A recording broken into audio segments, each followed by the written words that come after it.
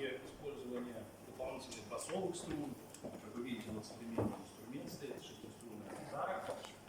И, к слову, сказать вот о таких инструментах, как лютня, что с лютней как раз таки сыграла злую шутку, то что из нее всегда пытались сделать, было такое соревнование с клавишным инструментом, набиравшим такую популярность как раз таки клавиром и роялем.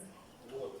Но как раз таки материал жильных струн, поскольку они дорогие и плохо, скажем так, настраиваемые, да, то есть даже была такая шутка, что пожилой лютнист половину своей жизни